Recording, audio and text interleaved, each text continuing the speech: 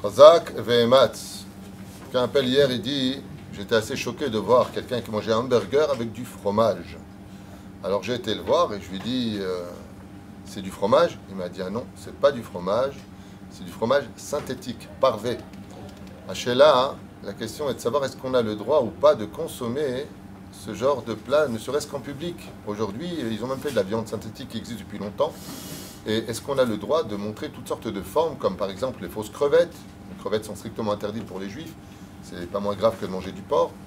Et toutes ces choses-là sont-elles permises ou pas? Alors la réponse de façon générale parmi nos poskim est min adin. Oui, il n'y a aucun interdit. Il nous a interdit le lait et la viande, c'est pas du lait, donc adavar ou moutard. Tout comme aujourd'hui, on peut voir même de la purée avec de la fausse viande hachée. Et vraiment, au niveau même du goût, bon, il y a une petite différence pour celui qui s'y connaît un petit peu, mais on voit vraiment qu'on arrive à la fin des temps où on est dans le Etz Hadat, l'arbre de la connaissance vraiment absolue du bien et du mal. La réponse est la suivante. Selon nos poskim, si dans cette ville, on sait très bien que par exemple un McDonald's Glad Kasher ou une société est ouverte avec cette particularité de mettre du synthétique viande ou lait, il n'y a pas de problème de le consommer en public. Pourquoi? Parce que tout le monde le sait. Ça va très très vite dans une ville. Si par contre on est dans un endroit où, dans un quartier ultra-orthodoxe où les gens ne connaissent pas ce genre de choses, Vadak, on a le droit de le manger, mais il serait préférable, pour éviter le issour de Mar Itaïn, d'être vu en public et de provoquer du lachon hara, voire même de faux témoignages en disant, attends, comment tu peux dire qu'il est bien? Je l'ai vu de mes propres yeux manger du lait et de la viande. Pour un témoignage, par exemple, il ne pourrait pas être témoin dans ce cas-là. Il fait un issour important. La reine, s'il s'agit de lieux où c'est pas Yadoua, on ne connaît pas du tout ce genre de choses, ils n'ont pas la télévision, ils ne se tiennent pas au courant.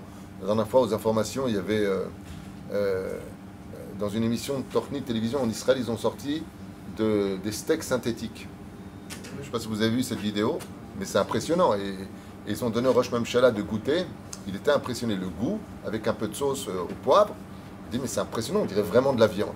On arrive vraiment dans un système, comme disait le Gaon de Vilna, où à la fin des temps, on peut même manger de la galette, pardon, de la baguette kasher les Pessach aujourd'hui. Kasher les Pessach.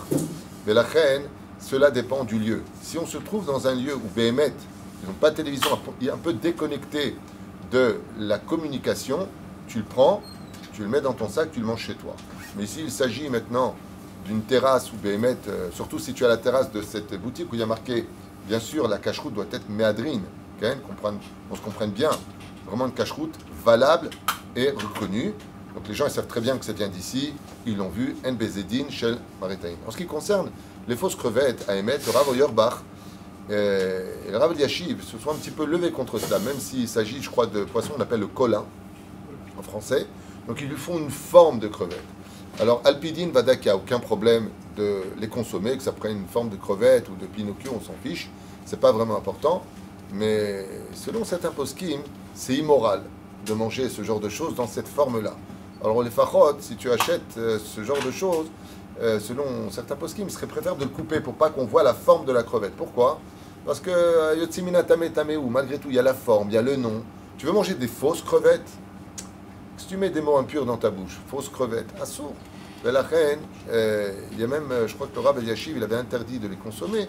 Aval pour nous, en tout cas les Sfaradim, un des échouminyan, moutar, minadine, de les consommer, si bien sûr le tampon kasher, la méadrine est sur ce genre de choses. Quand même juste voir un petit peu que on trempe un peu dans des marloquettes.